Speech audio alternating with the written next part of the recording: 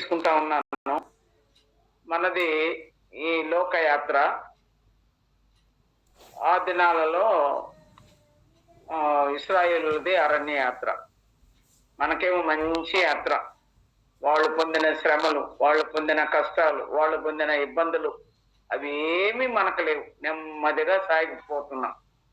అయితే మనకున్నటువంటి విషయాలు, వాళ్ళకున్నటువంటి విషయాలు వ్యత్యాసాన్ని మనం కొద్దిగా గమనించాలని నేను ఆలోచన చేసినప్పుడు కొన్ని భాగాలు చదువుకుంటూ ధ్యానం చేస్తున్నాను. ద్వితీయోపదేశ కాండము 8వ అధ్యాయము. ద్వితీయోపదేశ కాండము బైబిల్ తీసుకోండమ్మా. ద్వితీయోపదేశ కాండము 8వ అధ్యాయము 2వ వచనంలో. మరియు నేనే చదువుతాను. మరియు నీవు ఆయన ఆజ్ఞలను గైకొందువో లేదో అని నీ హృదయములో ఉన్నది. నేను చదువుతున్నాను, గమనించండమ్మా. మరియు నీవు ఆయన ఆజ్ఞలను గైకొందువో లేదో అని నీ హృదయములో ఉన్నది తెలుసుకొనుటకు నిన్ను ఈ అరణ్యములో 40 సంవత్సరములు నీ దేవుడైన యెహోవా నిన్ను నడిపించిన మార్గమంతటిని జ్ఞాపకము చేసుకొనుము. నేను ఏ పదాలు అవాయిడ్ చేశానమ్మా చదివేటప్పుడు? గమనించారా? నేను చెప్పండి, జ్ఞాపకం చేసుకున్నారా? నేను అందుకనే నేనే చదువుతాను అని చెప్పి నేను చదివింది. నీవు ఆయన ఆజ్ఞలను గైకొందువో లేదో నీ హృదయంలో ఏమున్నదో తెలుసుకొనుటకు ఈ అరణ్యములో 40 సంవత్సరములు నీ దేవుడైన యెహోవా నిన్ను నడిపించిన మార్గమంతటిని జ్ఞాపకము చేసుకొనుము. ఏ మాటలు నేను అవాయిడ్ చేశానమ్మా?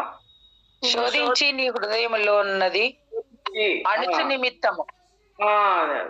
చాలా జాగ్రత్తగా విన్నా. రెండోసారి చదివినప్పుడు నిన్ను శోధించి అనే పదాన్ని నేను ఎందుకు వాడలేదంటే, ప్రభు ఎప్పుడు శోధించాల. ఇశ్రాయేలుని శోధించారు, కానీ వారు శోధనకు గురి అయినారు, కానీ దేవుని ఆజ్ఞలను మీరినందువల్ల. కానీ ప్రభు అయిన క్రీస్తుని మనము అంగీకరించి రక్షించబడి ఆయన బిడ్డలంగా చేసిన తర్వాత ఎన్నో సార్లు ఆయన మార్గాన్ని, లేకపోతే ఆయన ఇచ్చినటువంటి దైవ జ్ఞానాన్ని, లేకుంటే పరిశుద్ధతను, లేకపోతే ఆయన సన్నిధిలో గడపవలసిన సమయాన్ని ఎన్నోసార్లు మనం మర్చిపోతున్నామా, నిర్లక్ష్యం చేస్తున్నామా, ఏదైనా అనుకోండి. మీరు ఏమైనా మీ హృదయంలో మీకు ఏది తలంపుకు వస్తుందో ఆ రీతిగా అనుకోండి. అలాగూ మనము అనేక సార్లు నేను శోధిస్తాడు దేవుడు అనే మాటను నేను పలకలేకపోయాను. ఇశ్రాయేలుల గురించి దేవుడు రాశాడు, కానీ అయితే మనకు ఆయన దినదినము మన ఎడల ఆయనకు నూతనమైన వాత్సల్యత పుట్టుచుందంట. శోధించేది ఎక్కడ? ఆయన శోధించటంలే, మన మీద ప్రేమ చూపిస్తున్నాడు, మన మీద వాత్సల్యతను, కరుణను చూపిస్తా ఉన్నాడు ఆయన. ఇంకొక మాట కూడా నేను ఆపినాను కదమ్మా, అదేంటది? నిన్ను అణుచు నిమిత్తము. నీ హృదయంలో ఏమున్నదో తెలుసుకున్నటకు నిన్ను అణుచు నిమిత్తము. అంటే గర్వపడుతున్నారు అనుకోండి ఒకరు, వారిని ఏమంటున్నాడు ఆయన? అణచాలి. వాడి గర్వం వాడిని అణిచిందిరా అంటారు కదా. వాడు గర్వంగా ఉన్నాడు అనుకోండి. ఎవరన్నా మనకు తెలిసిన వాళ్ళలో ఎవరైనా ఒకరు గర్వంతో ఉన్నారనుకోండి, గబుక్కన ఏదన్నా జబ్బు రావడమా, లేకుంటే పడిపోవడమా, లేకుంటే ఇంకేదన్నా శోధనలు ఎదుర్కోవడమా జరుగుతుంటాయి అనుకోండి. అటువంటిప్పుడు మామూలుగా వాడుకైన భాష ఏంటంటే, వాడు మరీ మితిమీరి ఉన్నాడురా, లేకుంటే మంచి డ్రైవింగ్ చేసేవాడు అనుకోండి, వాడి స్పీడ్ ఏంది, వాడేంది అంటాం కదా. అది అణుచు నిమిత్తము అంటారు. వాడిని అణుచు నిమిత్తము అని అన్నాడు, కానీ అది కూడా నేను అనలేకపోతున్నాను. వారి గర్వం వాడిని అణుస్తుంది. ఘనతకు ముందు వినయం నడుస్తుందంట. వినయానికి ముందు ఘనతకు ముందు వినయం నడుస్తుంది, పడిపోవటకు ముందు నాశనము నడుస్తుందని సామెతల గ్రంథంలో ఉంది. అలాగూ కాకుండా మనము ఈ 2 మాటలను ఎందుకు ఉంటున్నానంటే, ఇవి 2 మనకు అనుకుంటే భయం కదా. శోధిస్తాడేమో అనేది ఒక భయం. ఆయన అణుస్తాడేమో భయం. కాబట్టి ఈ రెండు మాటల్ని ప్రక్కన పెట్టి చదువుకున్నది ఏంది? అప్పుడు నీవు ఆయన ఆజ్ఞలను గైకొందువో లేవో అన్నాడు. రెండవ మాట, నీ హృదయంలో ఏమున్నదో తెలుసుకోవడానికి ఆ ఆజ్ఞలను నువ్వు అనుసరిస్తున్నావా? సరైనటువంటి మార్గంలో ఉన్నావా? ఆయన ఆజ్ఞలు, ఆయన కట్టడలు ఇవన్నీ కూడా నిత్యోపదేశ కాండములో మరలా లేఖనాల గ్రంథం, అది జ్ఞాపకార్థ గ్రంథం, అది అనేకమైన విషయాలు ఈ నిర్గమకాండము, సంఖ్యాకాండం, లేవీ కాండము, సంఖ్యాకాండంలో 3 కాండాలలో ఇశ్రాయేలు ఐగుప్తు నుంచి బయటకు వచ్చిన ఆ చరిత్ర అంతా 38 సంవత్సరాలు చరిత్రని మనం చదువుకుంటాం ఆ 3 గ్రంథాలలో. వాటిలన్నిటిలో ఉన్నటువంటి విషయాలన్నీ కూడా ఆయన ఇశ్రాయేలు గురించి మాట్లాడుతూ రెండవసారి మోషే వారి గురించి మాట్లాడుతున్నాడు. నీ హృదయంలో ఏముంది? నీ హృదయంలో నువ్వు ఎలాగుంటున్నావు? నీ ప్రవర్తన ఎలాగుంది? నువ్వు గర్విస్తున్నావా? ఇంకా నువ్వు నిన్ను, నీ గర్వాన్ని దేవుడు అణచాలని అనుకుంటున్నాడా? ఇవన్నీ వాళ్ళకి సంబంధించిన మాటలు. కానీ మనకైతే దేవుని మహాకృపను బట్టి మన ఎడల నూతనమైన దినదినము ఆయనకు మన ఎడల నూతనమైన వాత్సల్యత కలుగుతా ఉంది. అందుకని యెహోవా నిన్ను నడిపించిన మార్గం తర్వాత అరణ్యములో తెలుసుకొనుటకు, అరణ్యములో ఈ 40 సంవత్సరములు చదువుతున్న చూడమ్మా 2వ వచనం, 8వ అధ్యాయం 2వ వచనం. ఈ 40 సంవత్సరములు నీ దేవుడైన యెహోవా నిన్ను నడిపించిన మార్గమంతటిని జ్ఞాపకము చేసుకొనుము. మనల్ని దేవుడు నడిపించిన కొంచెం 10 నిమిషాలు మనం సాక్ష్యాన్ని చెప్పుకున్నాం కాబట్టి ఈ మాటలు చదివేటప్పుడు, వాక్యం చెప్పేటప్పుడు ఇంకొక 10 నిమిషాలు ఉంటది, ఎవరు ఇబ్బంది పడద్దు. ఈ 40 సంవత్సరములు నీ దేవుడైన యెహోవా నిన్ను నడిపించిన మార్గాన్ని జ్ఞాపకము చేసుకొనుము అన్నాడు. మనము నేను ఆలోచన చేసుకుంటా ఉంటే ఈ వాక్య భాగాన్ని చదివి, ఇశ్రాయేలీలు 40 సంవత్సరములు, ఈ 38 సంవత్సరాలని మరొక అధ్యాయంలో ఉంది. 38 సంవత్సరాలు ఈ రెండవ సంవత్సరాలలో వారిని నిలబెట్టి దేవుని విషయాలన్నీ మరలా మోషే జ్ఞాపకం చేస్తున్నాడు. ఈ 40 సంవత్సరాల ప్రయాణం, చాలా దగ్గరగా రావాల్సిన వారు త్వరగా ఐగుప్తు నుంచి ఎర్ర సముద్రాన్ని దాటి 11 దినాల ప్రయాణంలో వారు యోర్దాను దాటి కనాను దేశాల్లోకి ప్రవేశించవలసిన వారు ఎన్నో సంవత్సరాలు, 40 సంవత్సరాలు అరణ్యములు చేయిరు మన్యంలోనే అటు ఇటు తిరిగారు. తర్వాత కాదేశు బర్నేలోనే కొన్ని దినాలు తిరిగిపోయినారంట. కొన్ని సంవత్సరాలు అక్కడక్కడనే వాళ్ళు ప్రయాణం ఆగిపోతుంది, అక్కడనే సంచరిస్తున్నారు, అక్కడే ఉండిపోతున్నారు. వారి ప్రయాణం ముందుకి కొనసాగలేదు. ఎన్ని సంవత్సరాలు దినాలు జ్ఞాపకం చేసుకోమంటున్నాడు. మనం ఎన్ని సార్లు దేవుని సన్నిధిలో రక్షించబడిన మీ వ్యక్తిగతమైన జీవితానికి, ఆత్మీయ జీవితానికి జ్ఞాపకం చేసుకోండి. మీరు, నేను ఎంతకాలం అయింది రక్షించబడి? దేవుని కృప చేత ఆయన విమోచించాడు నన్ను. ఆయన యొక్క రక్తం చేత నేను కడుగుబడిన తర్వాత రక్షించబడిన ఎన్ని సంవత్సరాలు అయింది? మీరు జ్ఞాపకం చేసుకోండి. ఇశ్రాయేలులకి 40 సంవత్సరాలు వారు అరణ్యములో బయటకు వచ్చిన తర్వాత, ఐగుప్తు దేశాన్ని నుంచి ఎర్ర సముద్రం దాటి బయటకు వచ్చిన తర్వాత 40 సంవత్సరాలు వాళ్ళు అరణ్యములో తిరుగులాడారు. మరి మనం దేవుని నమ్మిన తర్వాత, మనం విమోచించబడిన తర్వాత, పాపపు స్థితి నుంచి బయటకు వచ్చిన తర్వాత, ప్రభు మన పాపములు క్షమించి ఆయన బిడ్డగా చేసుకున్న తర్వాత, ఈ విశ్వాస యాత్రలో, ఈ ఆత్మీయ యాత్రలో మనం ఎన్నిసార్లు అలాగూ కొనసాగించకుండా అనేక సార్లు తప్పిపోయినాము, అనేక సార్లు మన యాత్రలో ఆగిపోయినాము, ఎన్నిసార్లు దేవునికి అవిధేయతగా ఉన్నాము, ఎన్నిసార్లు దేవుని సన్నిధిని నిర్లక్ష్యం చేశాము, ఎన్నిసార్లు దేవుని సహవాసాన్ని మనం పోగొట్టుకున్నాము, ఎన్నిసార్లు మనం ఆయన సన్నిధిలో గడపకుండా మర్చిపోయాము, మనం ఎన్నిసార్లు దేవుని సన్నిధిని అలక్ష్యం చేసి అశ్రద్ధ చేశామో అవన్నీ జ్ఞాపకం చేసుకున్నాం. ఎన్నిసార్లు పొరపాటు పడ్డామో మనం. ఈ 40 సంవత్సరాలు వారిని నడిపించిన మార్గం అంతటిని ఇశ్రాయేలుని జ్ఞాపకం చేసుకోమని మోషే చెప్తున్నాడు. అయితే మన ప్రియ ప్రభు మనల్ని కూడా జ్ఞాపకం చేసుకోమంటున్నాడు. మీ యొక్క యాత్ర జీవితంలో ఈ ఆత్మీయమైన యాత్ర, ఆనందకరమైన యాత్రలో అది ఆనందం మనకు. ఎందుకంటే మన యాత్రలో మన ప్రభు తోడుగా ఉన్నాడు మనకు. ఈ పరిశుద్ధాత్ముడు మన హృదయంలో ముద్రించిన తర్వాత ప్రతి విషయంలో ఇది మంచి గాని చెడు గాని దేవుడు మనకు బోధిస్తున్నాడు. ఆ రీతిగా బోధించిన ఆ ప్రియ ప్రభు మనకు తోడుగా ఉన్నాడు. ఇంతవరకు మనకు సహాయం చేసే దేవుని కరుణాహస్తము మనకు తోడుగా ఉంది. అనేక మంది భక్తులు మీ కరుణాహస్తం మాకు తోడుగా ఉంది, ఈ మందిరాన్ని, ఈ ప్రాకారాలు, ఈ గోడలు ఇవన్నీ కట్టడానికి మాకు శక్తినిస్తున్నారని నెహెమ్యా గ్రంథము, ఎజ్రా గ్రంథములో మనం చూస్తాం. దేవుడు వారిని నడిపించిన విధానాన్ని ప్రతి సమయంలో ప్రతి పరిస్థితిలో ప్రభు మనల్ని నడిపిస్తున్నాడు. ఆయన యొక్క కృపాది. కాబట్టి ఈ 40 సంవత్సరములు ఈ దేవుడు యెహోవా నిన్ను నడిపించిన మార్గం అంతటిని జ్ఞాపకము చేసుకునుము. ఏం అరణ్య మార్గం? ఎలాంటి అరణ్య మార్గం అది? నడిపించిన మార్గం ఏంటి? ఈ మార్గం ఏంటి? అరణ్య మార్గం ఏంటి? కొన్ని జ్ఞాపకం చేసుకుందామమ్మా. ద్వితీయోపదేశ కాండం 32వ అధ్యాయము. ఆయన మనల్ని నడిపించిన మార్గాన్ని జ్ఞాపకం చేసుకుందాం. ఏం మార్గము? ఎందుకు ఇశ్రాయేలుని జ్ఞాపకం చేసుకోమంటున్నాడు?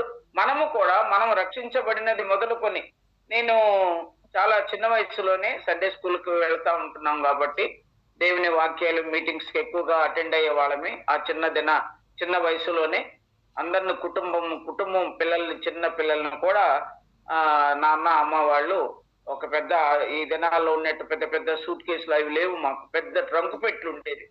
ఆ పెట్టెల్లో బట్టలన్నీ పెట్టుకొని 7 రోజులు పరిశుద్ధ గ్రంథ పారాయణ తరగతులని నెల్లూరులో జరుపుతుంటే మీటింగ్లు, ఆ మీటింగ్లకి ఒక నోట్స్, పెన్ను, బైబిల్ అవన్నీ నాన్న తీసిచ్చేవాడు మాకందరికి.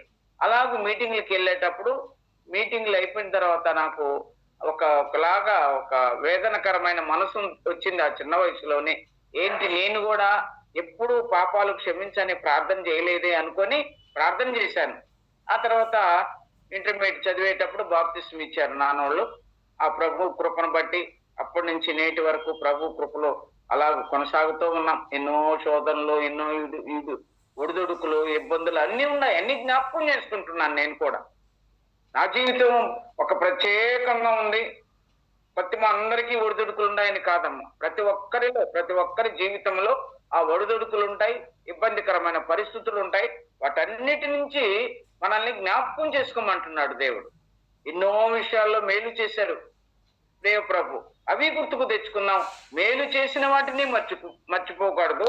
మనం చేసిన బలహీనతలను కూడా జ్ఞాపకం చేసుకొని ఇక ఆ బలహీనతలు మనం చేయకుండా ఉండడానికి ప్రభు కృప కొరకు ప్రార్థన చేయాలి.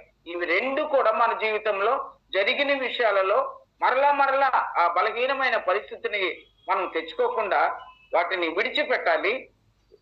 మంచి మార్గాన్ని మనకు దేవుడు ఏది బోధించాడో దాన్ని పట్టుకొని కొనసాగించాలి. ఇవి రెండు కూడా మనకు చాలా ప్రాముఖ్యమైనవి. ఈ 32వ అధ్యాయము ద్వితీయోపదేశ కాండము, ఆయన మార్గాలు కొన్ని జ్ఞాపకం చేసుకుందాం.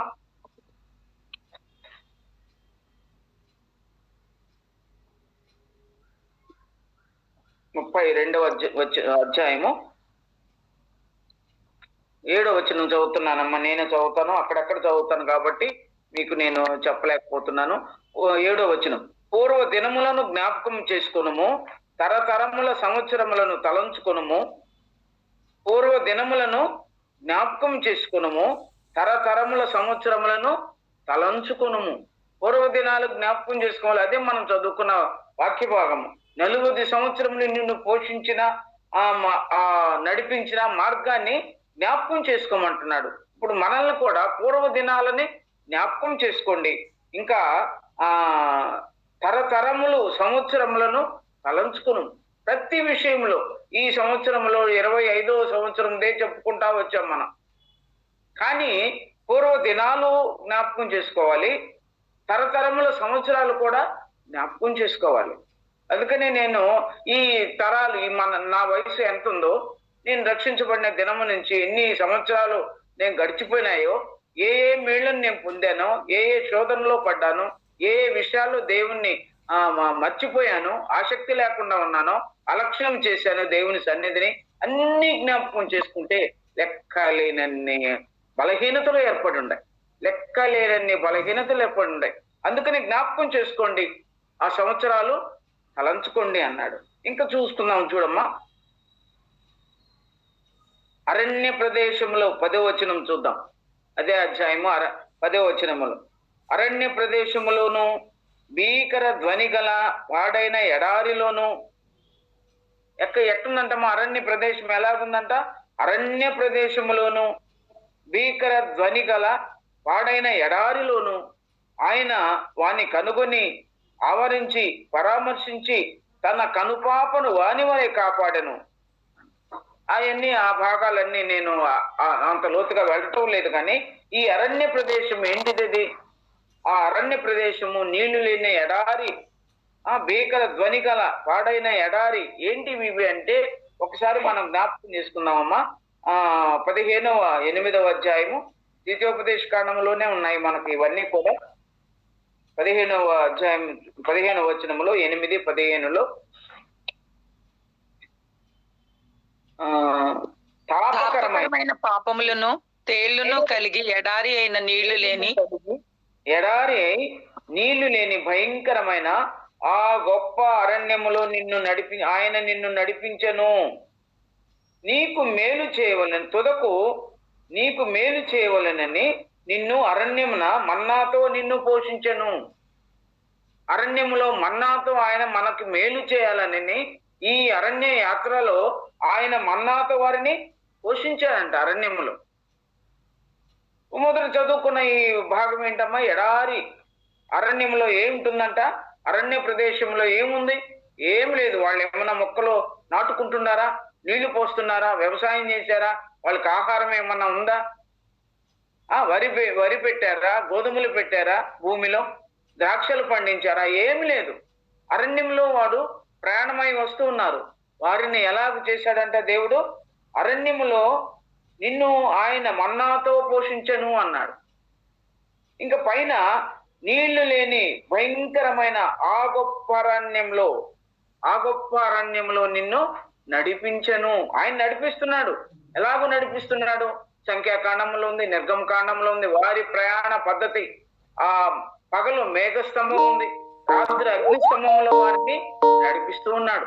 వారి 40 సంవత్సరములు కనాను చేరేంత వరకు వారి ప్రయాణ పద్ధతుల్లో ఇదే ఉంది. పగలు ఎండ వేడి తగులకుండా ఆయన మేఘస్తంభాన్ని ఇచ్చాడు. రాత్రి ఆ చీకటిలో వారికి అగ్నిస్తంభమై దేవుడు వారిని నడిపించాడు అరణ్య మార్గములో. అది నీ మహా అరణ్య ప్రదేశంలో నీళ్లు లేని ఆ ప్రదేశములో భయంకరమైనటువంటి ఆ గొప్ప తాపకరమైన పాములను తేళ్లను కలిగి ఎడారి అయి నీళ్లు లేని భయంకరమైన ఆ గొప్ప అరణ్యములో ఆయన నిన్ను నడిపించను. ఎలాగ నేర్పించారంటే భయంకరమైనటువంటి అడవిలో ఆయన నడిపించాడు. అంత మాత్రమే కాకుండా రాతి బండ నుండి ఆయన నీళ్లను రప్పించను. తర్వాత లైన్లో రాతి బండ నుంచి ఆయన నీళ్లను రప్పించాడు. నీళ్లు లేని ఎడారి ప్రదేశంలో రాతి బండలో నుంచి నీళ్లు తెప్పించాడు ఆయన. ఇంకంత మాత్రమే కాకుండా అరణ్యములో మన్నాతో ఆయన వారిని పోషించాడు. ఆకాశ పక్షులను చూడు. చిన్నప్పుడు సండే స్కూల్ పిల్లలు అన్ని వాక్యాలు చెప్తా ఉండమంటే ప్రవళిక ఉంది. అప్పుడు ఈ పిల్లలకి సండే స్కూల్ టీచర్గా జోలిన్కి ఒక వాక్యాన్ని రాసి ఇచ్చింది. జోలిన్ చాలా చిన్నపిల్ల అప్పుడు అక్కడ ఉన్నప్పుడు. అడవి పక్షులను చూడిది, అవి విత్తవు కోయవు, అడవి పక్షులను చూడే అవి విత్తవు కోయవు, పంటను కూర్చుకొనవు, వాటిని పోషించిన వాడు. అదే ఒక వచనం ఉందన్నమాట.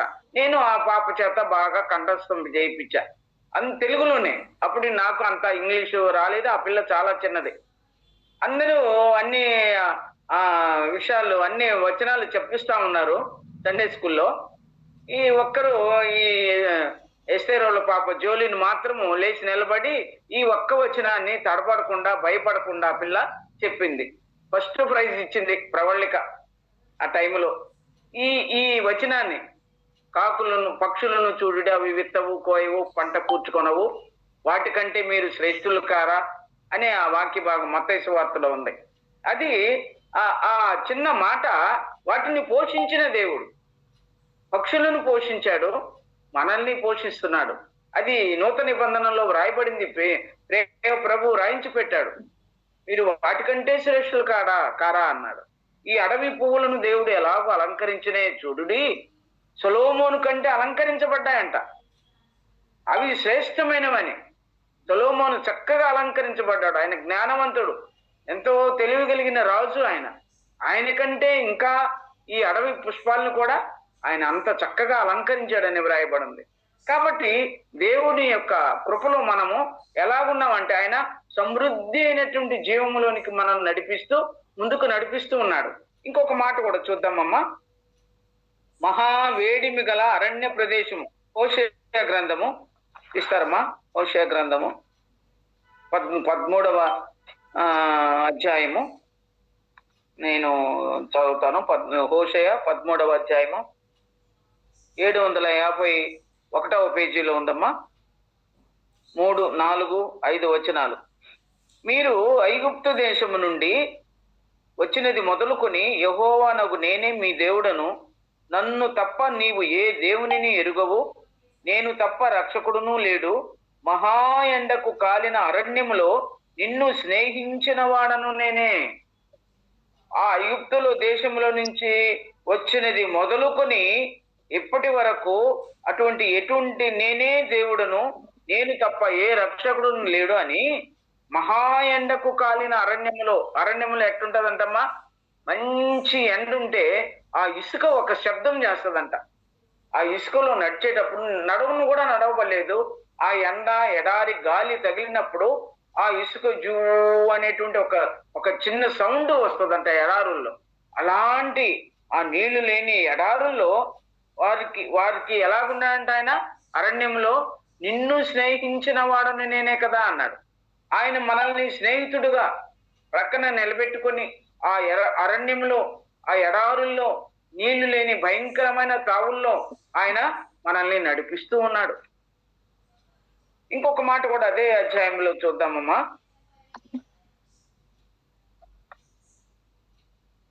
హోషేయలోనే 11వ అధ్యాయము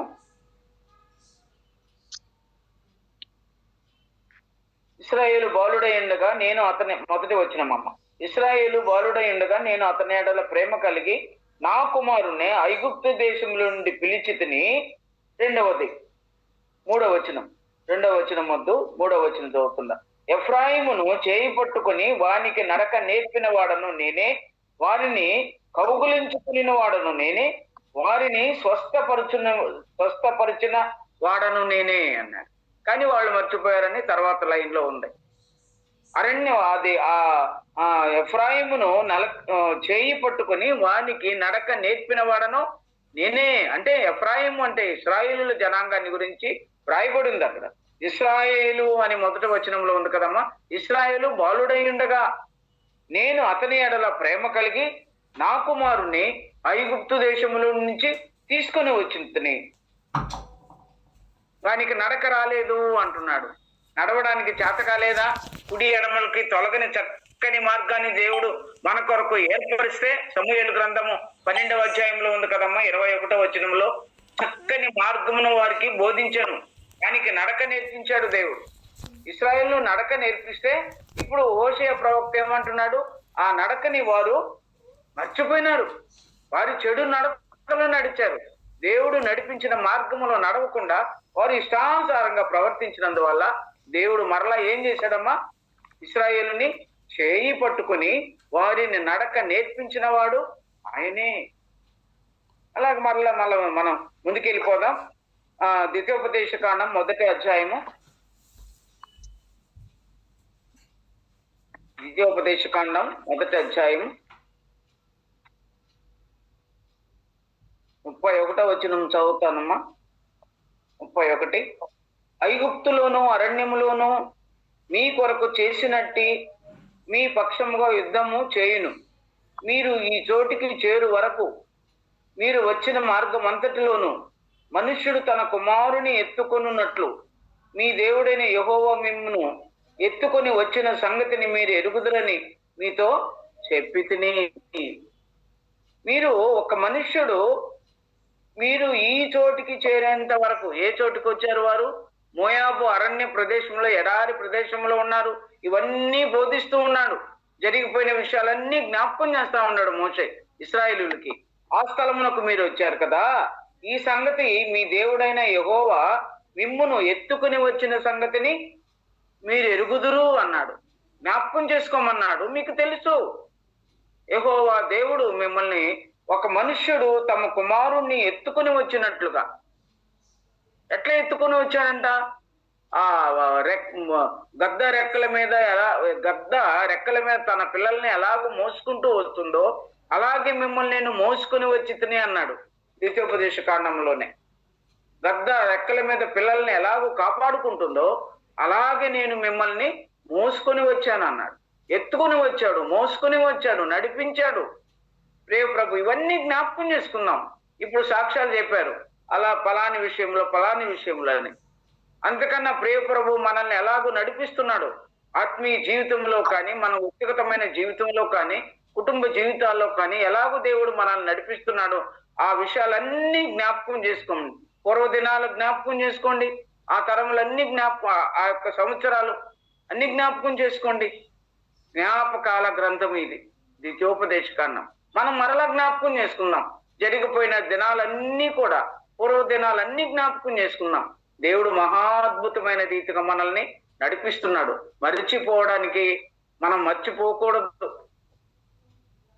మరొక వాటిని జ్ఞాపకం చేసుకుని దేవునికి స్తుతులు చెల్లించాలి. సంవత్సరంలో జరిగిన మేలు కలయికలు జరుగుతూ ఉన్నాయి. మేలు జరుగుతుంది, కొన్ని ఇబ్బందికరమైన పరిస్థితులు జరుగుతున్నాయి. వీటన్నిటిని బట్టి దేవునికి స్తుతులు చెల్లిస్తూ రావాలి. ఇంకా చూద్దామమ్మా, యెషయా గ్రంథంలో ఒక మాట ఉంది. యెషయా గ్రంథము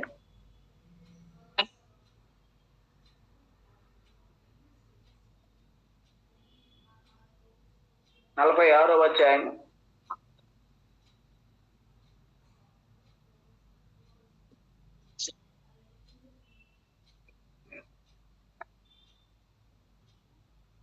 46వ అధ్యాయం 3-4 వచనాలు చదువుతానమ్మా.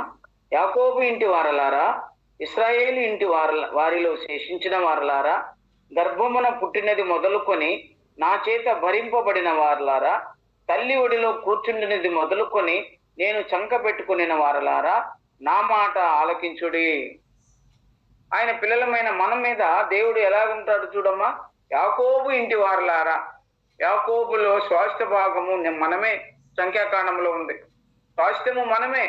ఆ సంతానానికి అబ్రహామును ఆశీర్వదించాడు, ఇస్సాకును ఆశీర్వదించాడు, యాకోబును ఆశీర్వదించాడు. మనల్ని కూడా ఆ జనాంగంలో నుంచి వచ్చిన ప్రభు పిల్లలంగా మనం తీర్చబడి దానికి వారసులమైన మనల్ని కూడా ఆయన ఆశీర్వదిస్తున్నాడు.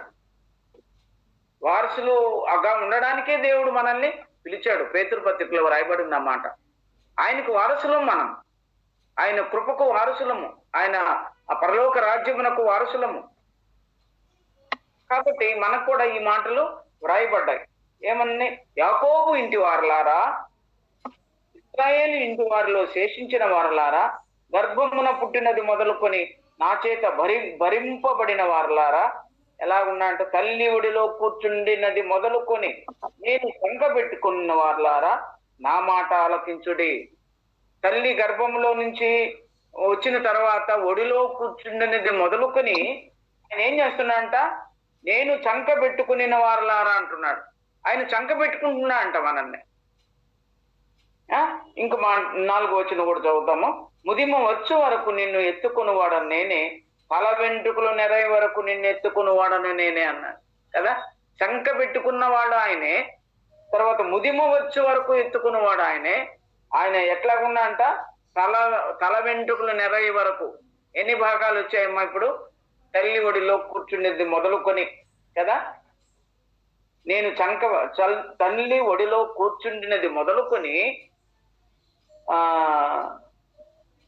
ఇంకో పైన కూడా ఇంకొక మాట ఉంది కదమ్మా, గర్భమున పుట్టినది మొదలుకొని తల్లి ఒడిలో కూర్చుండినది మొదలుకొని నేను చంక పెట్టుకున్నాను, నేను భరించుతున్నాను మిమ్మల్ని. ఇంకా అంత మాత్రమే కాకుండా నిన్ను ఎత్తుకుని వాడను, నిన్ను తల వెంట్రుకలు నెరయి వరకు ఎత్తుకునేవాడు. ఎన్ని భాగాలు ఉన్నాయి ఒక మనిషి యొక్క జీవితంలో? ఎన్ని భాగాలు ఉన్నాయమ్మా? గర్భమున పుట్టినది మొదలుకొని, తల్లి ఒడిలో కూర్చుండినది మొదలుకొని, ఆ తర్వాత ముదిమ వచ్చినంత వరకు కూడా, ఇంకా తల వెంట్రుకలు, ముదిమ అంటే ముదిమ వచ్చినప్పుడు తల వెంట్రుకలు కూడా నెరుస్తాయి. కొంచెమే వస్తాయి. కొంచెం వయసు మీరిన తర్వాత అది ఒక 3వ భాగం అనుకుందాం. మొదటి భాగము గర్భములో నిన్ను రూపింపబడక మునిపే అది నాకు తెలుసు అన్నాడు 139వ కీర్తనలో కదమ్మా. ఆ దినాలన్నీ కూడా ఆయన లెక్కించాడంట. మన గర్భములో పిండముగా ఉత్పత్తి అయినప్పుడే, ఎలాగూ ఎముకలు ఎదుగుచున్నావో మీరు ఎదుగుదురా అంటాడు ప్రసంగి గ్రంథంలో. ఆ తల్లి గర్భంలో ఉన్నటువంటి శిశువు ఎలాగో ఎదుగుతుందో అది నీకు తెలుసా? ఎముకలు ఎలాగో రూపింపబడినావో అవి నీకు తెలుసా? ఇలాగున్నప్పుడు ప్రతి పరిస్థితిని దేవుడు మనల గురించి జ్ఞాపకం చేసుకుంటున్నాడు. ఆ గర్భమున పుట్టినది మొదలుకొని, తల్లి ఒడిలో కూర్చుండినది మొదలుకొని, ఆయన తల ముదిమ వచ్చే వరకు, ఇంకా ఆఖరికి అయ్యేంటమ్మా తల వెంట్రుకలు నెరయి వరకు ఆయన మనల్ని ఏం చేస్తాడంట? ఎత్తుకునివాడను నేనే, చంక పెట్టుకునివాడను నేనే, భరించేవాడను నేనే, ఆదరించేవాడను నేనే, సంరక్షించేవాడను నేనే. ఇవన్నీ కూడా మనం యాడ్ చేసుకుందాం. ఒక్కొక్కటి మన వ్యక్తిగతమైన జీవితంలో ఏమి జరుగుతున్నాయో, వ్యక్తిగతమైన జీవితంలో ఏం జరుగుతున్నాయో అన్ని జ్ఞాపకం చేసుకుందాం. అన్ని జ్ఞాపకం చేసుకుని దేవునికి కృతజ్ఞతలు, స్తుతులు, స్తోత్రాలు చెల్లించాలి. నేను ఇప్పుడు వృద్ధాప్యంలో ఉన్నాను. తల నెరిసిపోయింది నా తల. అది వృద్ధాప్యంలోకి వచ్చాము. ఇప్పటి వరకు నన్ను ఎత్తుకునేవాడు ఆయనే. ముదిమ వచ్చే వరకు, తల వెంట్రుకలు నెరయి వరకు, నెరిసేంత వరకు, వృద్ధాప్యమును వచ్చేంత వరకు ఆయన మనల్ని ఎత్తుకొని ఆయన భుజముల మీద మోసేవాడు ఆయనే. దేవునికి స్తోత్రం. ఎంత ధన్యకరమైన జీవితం. ఇంకా చూడమా, ద్వితీయోపదేశకాండం 1వ అధ్యాయం అలా భాగానికి వద్దాం మనము.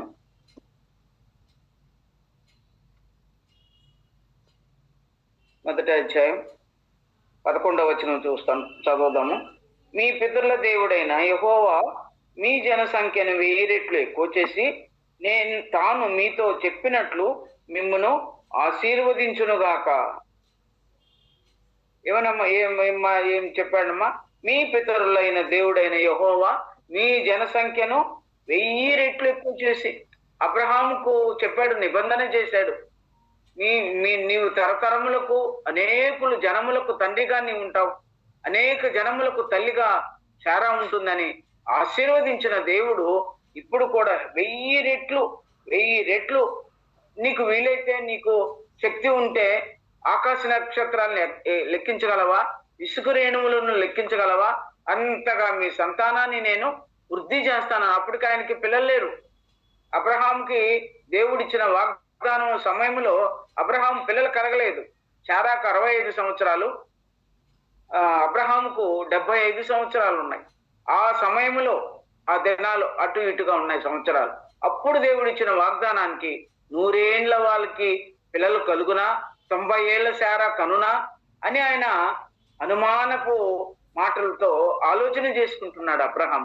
అప్పుడు ఇచ్చిన ఆశీర్వాదము ఇప్పుడు అంటున్నాడు, 1000 రెట్లు నేను నిన్ను ఆశీర్వదించేది 1000 రెట్లు ఎక్కువ చేసి తాను మీతో చెప్పినట్లు మిమ్మను ఆశీర్వదించునుగాక. దేవుడే ఆశీర్వదిస్తే ఈ లోకంలో వాళ్ళు ఏమన్నా మనకేముంది? ఇతరులు, మన లోకస్తులు, మనకు శత్రువులైన వారు ఏమన్నా ఇబ్బంది లేదు. దేవుడు మనల్ని ఆశీర్వదించిన వాడు. దేవుడు మనల్ని ఆశీర్వదించిన వాడు. ఇంకా కూడా చూద్దామమ్మా. పేతురు రాసిన పత్రిక ఇంకా మనము ఇంకా 7వ అధ్యాయం కూడా చూడమా. ద్వితీయోపదేశ కాండంలోనే 7వ అధ్యాయం 2 మాటలు చదువుకొని మనం త్వరగా ముగించేసుకుందాం. ఇంకొక 5 నిమిషాలు మాత్రమే నేను తీసుకుంటాను. ద్వితీయోపదేశ కాండము 7వ అధ్యాయము 13, 14 వచనాలు. ఆయన నిన్ను ప్రేమించి ఆశీర్వదించి అభివృద్ధి చేసి నీకిచ్చేదనని నీ పితరులతో ప్రమాణము చేసిన దేశములో నీ గర్భఫలమును, నీ భూఫలమైన నీ సస్యమును, నీ ద్రాక్షారసమును, నీ నూనెను, నీ పశువుల మందలను, నీ గొర్రెల మందలను, మేకల మందలను దీవించును. సమస్త జనముల కంటే ఎక్కువగా నీవు ఆశీర్వదించబడుదువు. ఎంత గొప్ప దీవెన అమ్మాది. 7వ వచనము 13, 14 వచనాల్లో ఒకసారి లెక్క పెడతారా? నిన్ను ప్రేమించి ఆశీర్వదించి అభివృద్ధి చేసి నీకిచ్చేదనని నీ పితరులతో ప్రమాణము చేసిన దేశములో నీ గర్భఫలము, నీ భూఫలము, నీ సస్యమును, నీ ద్రాక్షారసమును, నీ నూనెను, నీ పశువుల మందలను, నీ గొర్రెల మందలను, మేకల మందలను దీవించును అన్నాడు. ఎన్ని వచ్చినాయో? నాకైతే 7, 8 వచ్చినట్టున్నాయమ్మా కదా. సంపూర్ణంగా దేవుడు ఆశీర్వదిస్తున్నాడు, దీవిస్తున్నాడు ఇశ్రాయేలీయుల్ని. ఆయన నిన్ను ప్రేమించి ఆశీర్వదించి అభివృద్ధి చేసి నీకిచ్చేదనని ప్రమాణం చేసిన దేశములో ఆయన ఎలాగ దీవిస్తున్నాడు? నీ గర్భఫలము, నీ భూఫలము, నీ సస్యమును, సస్యము అంటే పంటలు, తర్వాత నీ ద్రాక్షారసము, నీ నూనె, నీ పశువుల మందలు, గొర్రెల మందలు, మేకల మందలు, వీటన్నిటినీ దీవిస్తున్నాడు. అంత మాత్రమే కాకుండా సమస్త జనముల కంటే ఎక్కువగా నీవు ఆశీర్వదించబడదు. మనం ఎన్ని మనల్ని ఆ దేవుని చేసినటువంటి ఆ మార్గమును నడిపించిన మార్గాన్ని జ్ఞాపకం చేసుకుని ఆయనకు కృతజ్ఞులమై జీవించినప్పుడు అనేకమైన సంపూర్ణమైన ఆశీర్వాదాన్ని, సంపూర్ణమైన దీవెనను చాలా భాగాలు ఉన్నాయి ఇక్కడ. ఆ దీవెనలన్నీ దేవుడు మనకు ఇచ్చేవాడుగా ఉన్నాడు. ఇంకొక మాట కూడా చూద్దామమ్మా. సంఖ్యాకాండం 22వ అధ్యాయము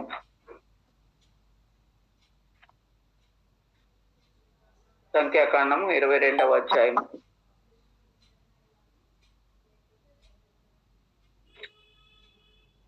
12వ వచనం చూద్దాం. 22:12. అందుకు దేవుడు నీవు వారితో వెళ్ళకూడదు, ఆ ప్రజలను శపించకూడదు, వారు ఆశీర్వదింపబడిన వారని బిలాముతో చెప్పెను. బిలాముకు మోయాబు రాజైనటువంటి బాలాకుకు కదమ్మా, వీరిద్దరికి సంభాషణ జరుగుతుంది. కొన్నిసారి మనం ఎప్పుడో మనము శారా జీవితంలోనూ రూతు గ్రంథంలోనూ మనం జ్ఞాపకం చేసుకున్నామమ్మా. మా సహోదరుల కూడిక మరి మంగళవారం రోజు ధ్యానం చేసిన మాటల్లో ఉన్నట్టుగా ఉంది ఆ మాటను కూడా. అప్పుడు ధ్యానం చేశాం. ఏ జనమునకు ఆయన అలాగూ చేసి ఉండలేదనే మాట మీద మేము స్థానిక సంఘంలో మంగళవారం రోజు కూడుకుంటాం కదా, ఆ టైంలో ధ్యానం చేశాము. ఆ సమయంలో జ్ఞాపకం వచ్చింది. మోయాబీలు ఆ రాజు ఇశ్రాయేల్ జనాంగాన్ని చూసి ఏ జనమునకు ఆయన అలాగూ చేసి ఉండాలి. రూతు అన్నది కదా నయోమితో, నీ జనమే నా జనము, నీ దేవుడే నా దేవుడు. ఆ భాగంలో నుంచి ఆ భాగాలన్నీ వచ్చాయి. కాబట్టి ఇశ్రాయేలు దేవుడే దేవుడు. అందుకని ఇక్కడ అంటుంది, మోయాబీలు వారిని చూసి మిక్కిలి భయపడ్డారు. వాళ్ళకు ఒక జనం వచ్చున్నారు, ఐగుప్తు దేశాన్ని నుంచి ఒక జనం వచ్చున్నారు. వారిని చూస్తే భయముతో నిండిపోతున్నారు. ఎరుకో ప్రాంతంలో భయపడ్డారు, ఎరుకో వాసులు భయపడ్డారు. ఆ భూమి మీద ఉన్నటువంటి ప్రతి రాజులు కూడా ఇశ్రాయేల్ను చూసి మహాభయంకరంగా వారి యొక్క యుద్ధ నైపుణ్యాన్ని కానీ ఆ దేవుడు వారి పట్ల చేసే ఆ సూచక్రియలు అద్భుతాలను చూసి అందరూ భయపడిపోతున్నారు. ఆ సమయంలో అంటున్నారు, అందుకు దేవుడు నీవు వారితో వెళ్ళకూడదు. బిలాము ఒక ప్రవక్తను పిలిపించాడు. ఆ రాజు, మోయాబీల రాజు ఒక ప్రవక్తను పిలిపించి, ఈ జనము వారు భూతలాన్ని కప్పివేస్తున్నారు, వారు గాను వచ్చినారంటే, మన దేశం మీదకి వచ్చారంటే మనం మధ్య మార్గంలో ఉన్నారు. వారు యోర్దానుకు వెళుతున్నారు, కనాను దేశానికి వెళుతున్నారు, మనం మధ్యలో ఉన్నాము. వారు మన దేశానికి వచ్చారంటే వారు ఎద్దు బీడును నాకి వేసినట్లుగా నాకు వేస్తారు మన జనాంగాన్ని అని అదే 22వ అధ్యాయంలోనే ఉంది. మీరు ఖాళీగా ఉన్నప్పుడు చదువుకోండి. అటువంటి భయంకరమైన జనాంగము వారు. కాబట్టి వారిని శపించమని బిలాముని పిలిపించి, చాలా బంగారు నీకు ఇస్తాను, బంగారు వస్తువులు నీకు ఇస్తాను, బహుమానాలు ఇస్తాను, వారిని శపించమని మోయాబు రాజు చెప్తున్నాడు. అప్పుడు ఆయన అంటున్నాడు, దేవుడు నేను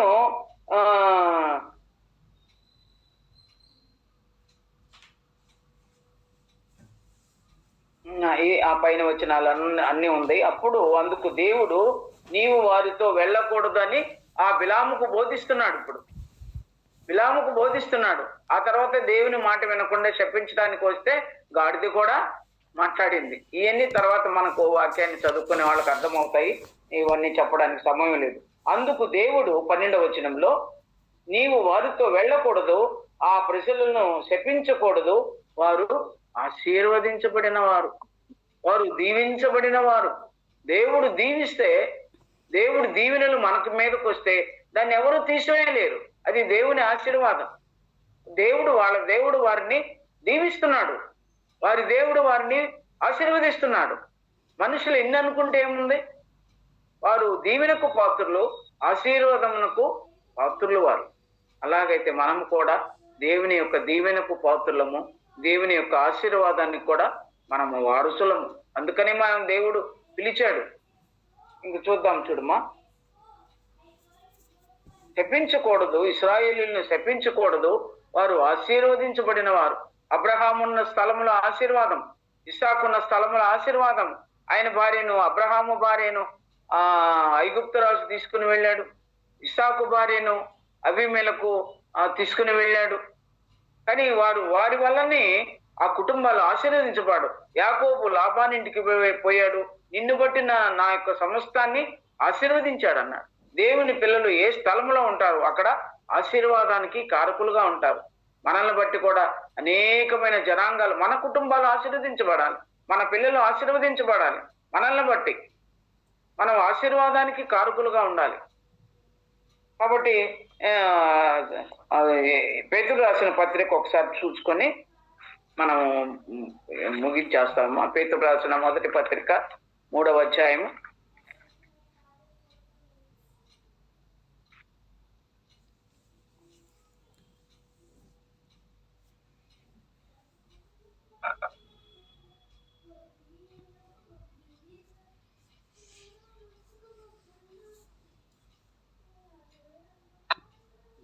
9వ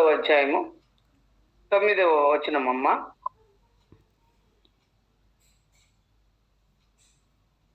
ఆశీర్వాదమునకు కారకులగుటకే మీరు పిలువబడితిరి గాని కనుక చదవనా అండి? ఉదకు మీరు అందరూ ఏక మనస్కులై, మీరందరూ ఏక మనస్కులై ఒకరి సుఖ దుఃఖముల యందు ఒకరు పాలుపడి సహోదర ప్రేమ కలవారును కరుణా చిత్తులను వినయ మనస్కులనై ఉండుడి. నాకు వారసులగుటకు మీరు పిలువబడితిరి గనుక కీడుకు ప్రతి కీడైనను దూషణకు ప్రతి దూషణ అయినను చేయక దీవించుడి. మీరు వినయ మనస్కులై ఏక మనస్సు కలిగి ఒకరి సుఖ దుఃఖములందు ఇంకొకరు పాలుపడి సహోదర ప్రేమ కలవారై కరుణాచిత్తులుగా వినయమైన మనస్సు కలిగిన వారై ఉండుడి. అలాగ మనం ఉండాలి. ఆశీర్వాదమునకు వారసులగుటకు మీరు పిలువబడితే, ఆశీర్వాదమునకు వారసులము మనం అంట. ఇప్పుడు వారు ఆశీర్వదించబడిన జనాంగము, ఇశ్రాయేలు జనాంగము, ఆ యాకోబు వంశస్థులు ఆశీర్వదించబడిన వారు. మనమైతే ఆశీర్వాదమునకు వారసుల మగుటకు మనము పిలువబడ్డాం. దేవుడు ఎంత కృపను మనకు అనుగ్రహించాడమ్మా. ఆశీర్వాదమునకు వారసుల మగుటకు మనల్ని దేవుడు పిలిచాడు. మనం పిలువబడ్డాం, ఏర్పరచబడినము. మనం పిలువబడినము, ఏర్పరచబడిన వారము, ఆయన కృపకు పాత్రులమైన వారము. పిలువబడి అందువల్ల మనం ఎవరికి కూడా కీడు చేయకుండా, దూషణ చేయకుండా వారిని ఏం చేయాలా? దీవించాల. ఇక్కడ అన్నాడు కదమ్మా, మోయాబు రాజు తో పంపించినటువంటి బిలాము ప్రవక్తతో అంటున్నాడు దేవుడు, వారిని ఆశీర్వదించబడిన వారు వారిని శపించకూడదు. ఇశ్రాయేలీలు ఆశీర్వదించబడిన వారు వారిని శపించకూడదు. అలాగైతే మనము కూడా దూషణకు ప్రతి దూషణ చేయకుండా ఏక మనస్సు కలిగి ఏకభావంతో దేవుని యొక్క కృపావరములో పెరిగిన వారంగా మనం ఉండి ఒకరి కష్ట సుఖాలలో సుఖ దుఃఖాలలో మరొకరు పాలు పంపులు కలిగి ఉండి వినయమైన మనసు కలిగిన వారమై దేవుని కృపకు పాత్రులుగా ఉంటూ వారిని ఆశీర్వదించాలి, వారిని దీవించాలి. దూషణకు ప్రతి దూషణ చేయవద్దు, కీడుకు ప్రతి కీడు చేయవద్దు. మనం ఒకరి యొక్క సుఖ దుఃఖాలలో మరొకరు పాలు పంచుకొని మేలే చేయడానికి దేవుడు మనల్ని నడిపించును గాక. ఆఖరగా సమూయేలు గ్రంథము, మొదటి సమూయేలు గ్రంథము ఇంతవరకు మనకు సహాయం చేసిన దేవుని కరుణాహస్తం ఉంది కదమ్మా, అక్కడ అది చదువుకొని ముగించేద్దాం. సమూయేలు మొదటి గ్రంథము 7వ అధ్యాయము 12వ వచనం చదువుకున్నాం, ముగించేద్దాం. నా కొరకు ప్రార్థన, మీ అందరి కొరకు నేను ప్రార్థన చేస్తాను. మనకు సహాయం చేసిన దేవుని కరుణాహస్తం అని ఎబెనేజర్ అని పేరు. 7వ అధ్యాయము 12వ వచనం చదవమ్మా, చదవండి ఒకరు.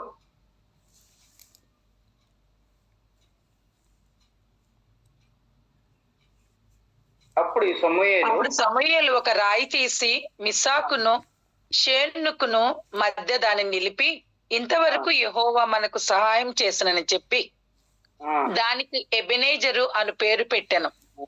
చాలమ్మా. ఆ తర్వాత ఇంకా సమూయేలు ఉండిన ఇశ్రాయేలు సరిహద్దుల్లోనికి తిరిగి రాక ఫిలిష్తీయులు అణపబడిన వారై ఇశ్రాయేలీయులు సరిహద్దుల్లోనికి తిరిగి రాక ఆగిపోయేది. సమూయేలు ఉండిన దినములన్నిటిను యెహోవా హస్తము ఫిలిష్తీయులకు విరోధముగా ఉండెను. దేవుని హస్తము శత్రువులకు విరోధంగా ఉంటుందంట. దేవుని పిల్లలమైన మనకు దేవుని కరుణాహస్తము తోడుగా ఉంటే ఇశ్రాయేలులకు శత్రువులైనటువంటి ఫిలిష్తీయులకు దేవుని హస్తము ఎలాగుందంట? శత్రువుగా, ఫిలిష్తీయులకు విరోధముగా ఉంది. అక్కడ విరోధంగా ఉంది, ఇక్కడ మనకు సహాయకరంగా ఉంది. అందుకని సహాయపు రాయి అని ఎబెనేజరు ఇంతవరకు మనకు సహాయం చేసినని చెప్పి దానికి, ఆ స్థలానికి మిస్పాకు షేనుకు మధ్య దాన్ని నిలిపి, రాయిని నిలిపి సహాయపు రాయిగా దాని పేరు పెట్టి ఎబెనేజర్ అని పేరు పెట్టాడు. మనకు ఇంతవరకు మనకు సహాయం చేశాడు. ఈ దినం వరకు మమ్మల్ని కాపాడాడు. ఇంతవరకు మనం పాటలు పాడుకుంటాం లాస్ట్ సమయంలో. నిన్న మాకు చాలా మంది మేము బయట ఉద్యోగాల్లో నిమిత్తంగా బయట ఉంటున్నారు పిల్లలు, స్థానిక సంఘంలోని పిల్లలు అందరూ చాలా మంది బయట ఉన్నారు కుటుంబాలతో. వారందరూ కలిశారు. ఒక 2 వారాలు స్థానిక సంఘంలో కలిసి ఉన్నారు. సండే స్కూల్ పిల్లలు ప్రోగ్రామ్స్ ఉన్నాయి, చాలా మంచిగా చేశారు పిల్లలు. అవన్నీ జరిగిన తర్వాత ప్రార్థన అయిపోయింది, క్విజ్ పెట్టారు సండే స్కూల్ పిల్లలకి. అవి కూడా ఆన్సర్స్ చాలా ఇచ్చారు. ఈ సంవత్సరం మన దగ్గర ఉండి వెళ్ళినటువంటి శ్వేత సండే స్కూల్ తీసుకుంటుంది. శ్వేత, మానస అనే 2 సహోదరులు చక్కగా వారిని నడిపించారు. ఆ తర్వాత మీటింగ్ అయిపోయిన తర్వాత విధవరాండ్రకు బట్టలు ఇచ్చారు. అన్ని ప్రోగ్రామ్స్ అయ్యాక లేచి నిలబడి ఆఖరిగా ఈ పాట పాడారు, ఇంతవరకు మనకు సహాయం చేశానని.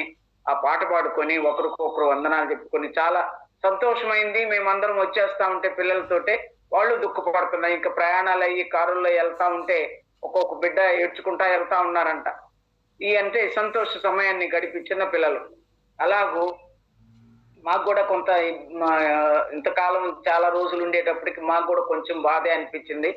అయినా మనకి ఇక్కడ పరిచయం ఉంది కాబట్టి, స్థానిక సంఘంలో మేము ఉండాల్సిన వారం కాబట్టి మేము వాళ్ళందరికీ చెప్పి సెలవు తీసుకొని వారి దగ్గర నుంచి వచ్చాం. ఇంతవరకు మనకు సహాయం చేసిన దేవుని కరుణాహస్తము మనకు తోడుగా ఉంది.